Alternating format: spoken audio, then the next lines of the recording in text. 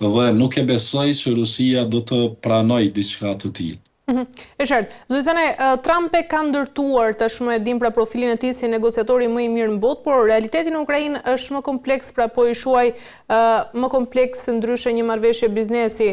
Pyetja lind nëse a mundet që Donald Trump ta bind Vladimir Putin pra të ndalojë luftën, por kjo pa humbur imazhin e tij si fitimtar.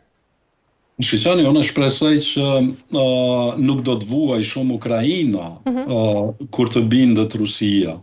Apo nuk do të humbë shumë Ukraina kur të bindet Rusia, për shkak se në qoftë se e mendojmë Donald Trump si një biznismen që din të negocioj, e dim që biznismenët nga njëherë lejojnë që të humbet diku për të fituar diku tjetër. Patjetër. Dhe po shpresoj që nuk do të jetë humbje e madhe për Ukrainën në momentin kur vihet te negociimi, për shkak se ne kemi të qartë që lufta nuk mund të vazhdojë me vite të tëra, e para dhe e dyta e kemi të qartë që Rusia nuk do të mund të aneksionte tërë Ukrainën. Por njëkohësisht e kemi edhe të qartë që ne nuk mund të kthehemi në mesin e shekullit 20 kur janë ndarë zonat e interesit në mes të dy superfuqive, sepse deri më tani ne folëm për 3 forca. Në fakt mund të jenë në qoftë se e marrim edhe Bashkimin Evropian si forcë, por edhe Indin atëherë po na dalin 5 forca. Do të thotë kemi ndryshuar dhe nuk mund të bëjmë një krahasim me vitet me fundin e shekullit 20. Tashti në qoftë se mendojmë në luftra të gjata, ne dim që në Evropë ka pasur edhe luftra të cilat kanë zgjatur 30 vite derisa ka ardhur ajo marrëveshje apo paqja e Vestfalis, por a mund të krahasohet diçka e tillë me sot, kur e dim që atë botë kanë qenë luftra religjioze, në shekullin 20 kemi pasur brenda Jugosllavin luftra etnike, por tani kemi të bëjmë me luftra të cilat kanë qëllim ndikimin dhe natyrisht që dikush do ta paguaj një kosto. Dhe mund të them lirshëm që me luftën e Ukrainë ndoshta Shtetet e Bashkuara të Amerikës për herë të parë po e bëjnë një luftë pa dërguar ushtar të saj atje pos teknologjinë të cilën e kavë të cilën ja lejon Ukrainës që me të cilën ja lejon Ukrainës ta bëjë luftën. Pra gjithçka do të mvaret nga ajo se si do të shihet ndarja e interesave dhe si do të shihet balancimi i forcave. Do të thotë cili rol do t'i mbetet Shteteve të Bashkuara të Amerikës, cili rol do t'i mbetet Rusisë, dhe pastaj do ta shohim edhe cili rol do t'i mbetet Kinës, se të gjithë e dimë që Kina vazhdon gjithmonë që ta ketë ndikimin e saj në botë, duke pasur një ushtri të fortë, por duke mos e reklamuar atë shumë, për shkak se asaj intereson ekonomia në botë. E qartë, mirë zoti Canaj, ndjekemi ditërin stërdo më pas të rikthehemi. Presidenti rus Vladimir Putin tha se Rusia ka testuar me sukses raketën Burevestnik, e cila është e pajisur me motor me energji bërthamore dhe ka aftësi për mbajtjen e armëve bërthamore. Tashmë Moska po kërkon mënyra për ta përdorur atë në një kohë kur lufta e Kremlinit në Ukrainë po zvarritet. Kremlini publikoi më 26 tetor një video nga një takim mes Putinit dhe shefit të shtabit të përgjithshëm Valeri Gerasimov, që raportohet se zhvilluar në një lokacion të grupit të përbashkët të forcave. Gerasimov tha se testi u krye 5 ditë më parë, kur raketa për të cilën Moska pretendon se nuk mund të zbulohet nga asnjë sistem mbrojtës, përshkroi 14.000 kilometra dhe qëndroi në ajër për rreth 15 orë.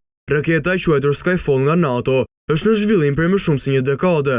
Ajo është një nga disa sisteme të reja, në të cilat dizajnerët rus janë përqendruar, ndërsa Kremlini derdh fonde në zhvillimin e armëve si pjesë e një gare armatimesh që nuk është pranuar zyrtarisht, kryesisht kundër Shteteve të Bashkuara. Testet vendimtare tani janë përfunduar, tha Putin në një video, duke shtuar se ai ka urdhëruar përgatitjen e infrastrukturës për ta futur këtë armë në shërbim në forcat armatosura ruse. Mirë, zoti Canaj, pyetja është sa jemi tashmë përballë një kërcënimi të ri global, pra kur sipas NATO-s ky sistem është i padukshëm për radarët dhe jaftë të mbajë edhe armë bërthamore. Nëse kjo vërtetohet, Rusia mund të ketë arritur një avantazh strategjik, po i shuaj që as Shtetet e Bashkuara të Amerikës nuk e kanë.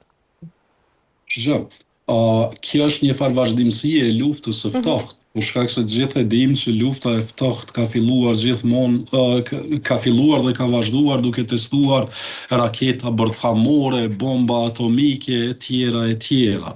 Dhe kjo është një vazhdimësi e saj. Madje e kam thënë edhe më herët që lufta në Ukrainë, fillimi i luftës në Ukrainë, gjithmonë e kam kuptuar si diçka e tillë, ku ka kërcënime, ka garë, se kush e ka teknologjinë më të mirë, luftarake e tjera, e tjera. Shishani, gjithmonë ekziston diçka që ne e dim. Ajo që e shohim ne e dim. Por pyetja është, gjithmonë a thua ka diçka që ne nuk dim. Do të thotë më shumë, t'ju them të drejtën, e kam si person, Qartë. kam frikën nga ajo që nuk e dim, për shkak se nga ajo që e dim mund të ndërtojmë edhe të përgatitemi për masa mbrojtëse. Natyrisht që në këtë fazë Rusisi duhet që të nxjerrë diçka të tillë, për shkak se e dim që instalimi i frigës është një avantazh gjithmonë për betejat në të cilat gjendet në Rusia në këtë rast. Po natyrisht është edhe një farë mesazhi te Donald Trump, sidomos pas